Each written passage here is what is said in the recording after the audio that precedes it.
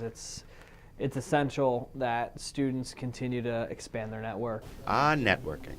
It's a buzzword used by Joseph Catrino to advise students as they get ready for the job hunt, which for some is not too far off. In just 2 weeks' time, this empty quad behind me will become graduation central for the Quinnipiac University class of 2011, which means for most, it's time to start looking for that first real job. Alex Birch is one of those who is a soon-to-be graduate, but he's been lucky enough to have spent his previous summers working. Though now, he's ready to take the next step. And then the last 2 summers were in the NECBL broadcasting there, and I would call that employment because I got a stipend, and I was able to call myself a broadcaster for a team. And there's a certain level of pride that you have when you're coming out of college, where the next step is to be your own man, to be your own adult, to start the rest of your life, as I said earlier. So, it's the pride factor definitely comes in at the very least. But there's more to getting a job than just wanting it. Catrino says that students should really concern themselves with connections. The high percentage of getting a job really stems off of who you're networking with.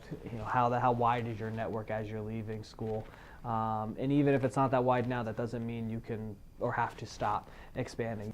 And there are websites available to help students out, ones that they've likely heard of as well. Let's take advantage of your social media. There's a lot of social media opportunities out there where they're listing jobs where you can network with people. First of all, being LinkedIn. LinkedIn is a huge opportunity to get yourself, on someone's radar and try to network that way. Birch has used technology to his advantage as well. But I think the most helpful thing that I have done is create a website that's just for me, for my demo material, for my resume. And a lot of potential employers have told me that it looks really good and that they completely suggest other people do it. It's alexbirch.com. I paid the $15 that WordPress asks you to pay for the year to buy the domain name, just because I think I feel like for $15 it's worth it to have that kind of authentic quality to it. The moral of the story?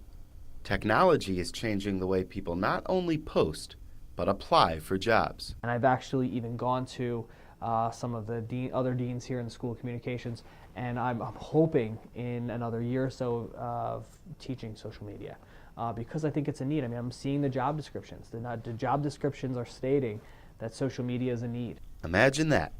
The Facebook and Twitter accounts that college students so habitually check could actually find them a job. Reporting from Hamden, I'm Corey Hirsch.